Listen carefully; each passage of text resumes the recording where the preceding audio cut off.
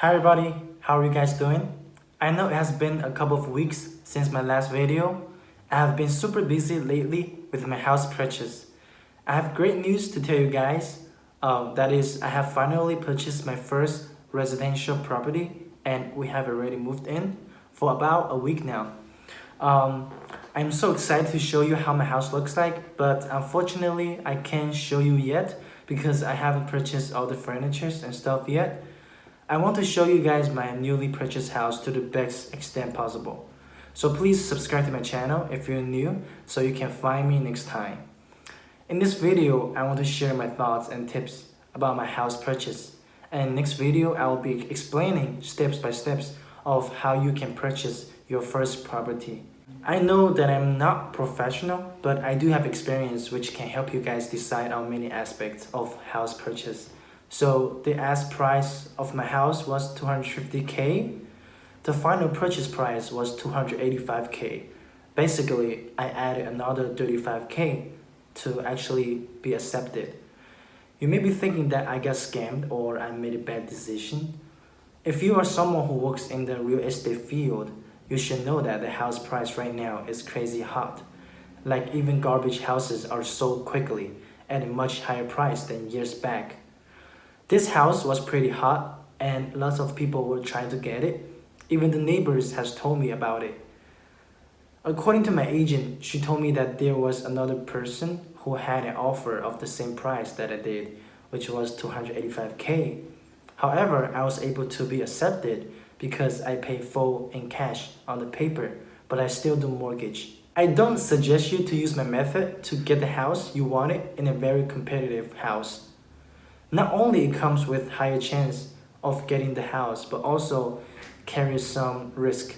You have to be sure that you can get approval on your mortgage before you decided to let them write paying full cash on the paper. Then pay off with the mortgage bank. Otherwise, if you get denied on your mortgage application, there is no way that you can pay the full amount in cash ready.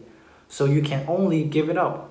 But this way, you have to let go your earnest money, which can be a lot depending on how much you put in the beginning. I put 10,000 in as the earnest money to show that I am interested in their house.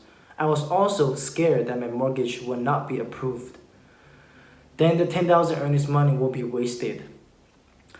The pandemic and inflation are the causes that drive the house price up so much. And honestly, it comes down to whether or not you are satisfied with your purchase.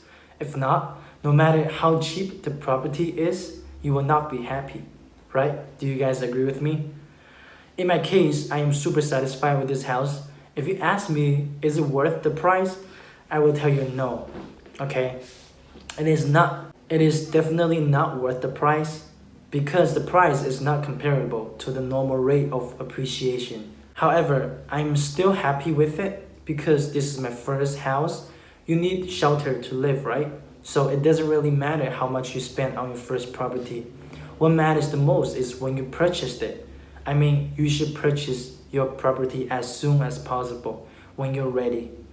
When you're ready, I mean when you have enough money for the down payment. I suggest you to put down at least 20%. If you don't purchase your house early, the later it gets, the higher the price of the house will be. And by the time you realize this, you miss the best opportunity and the house price have raised so much that you can't even put down the down payment anymore.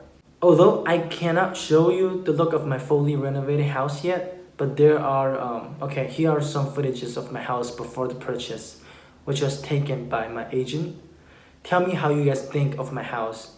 And I'm being honest, this house is better than 90% of the houses around this area in terms of interior quality, size, cleanliness, and location. The total area is 1,560 square feet. It is not so big, but definitely big enough for my family of 4. I still need some time to adjust to this house. It is kind of tiring to walk from the basement to the second floor. I'm still in the New York City apartment mode, which is only 2 bedrooms and 1 bath. It was like only, I would say 700 square feet.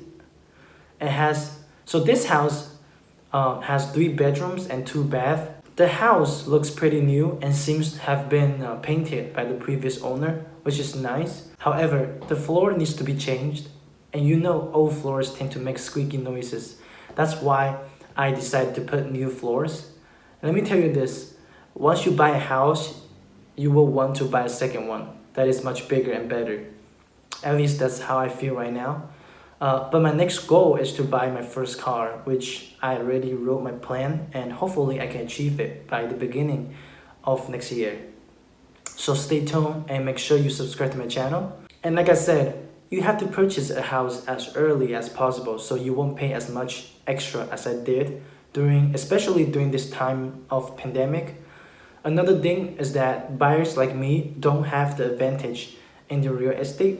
I can't do a house inspection according to my agent because the owner will be less likely to take your offer if you do a house inspection because it takes more time and the sellers don't want to wait for you. And honestly, and because right now we're in a seller's market, that's why they have the right to not wait for you, you know, because they're thinking that there's more people going for their house. And honestly, I'm not saying you shouldn't do a house inspection. You definitely should, but for most of the time, it is not necessary if there is no major leak or damage of the ceiling or other stuff. I didn't do any inspection, and now I have been living in the house for a week now. There's not anything broken or needs to be fixed. You could say that I'm lucky, but I did check the ceiling to make sure it does not leak during the rainy days.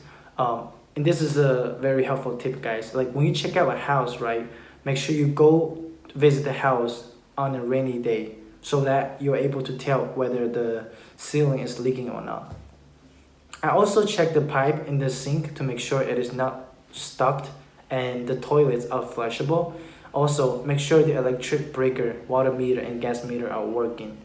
That's all I checked, and I think that's all you need to check. I know I will get criticized by a lot of construction workers or plumbers for telling you guys not to check those parts. If it is little things which can be fixed easily, why going for the house inspection that costs more money and time? And your offer will most likely be turned down by the seller.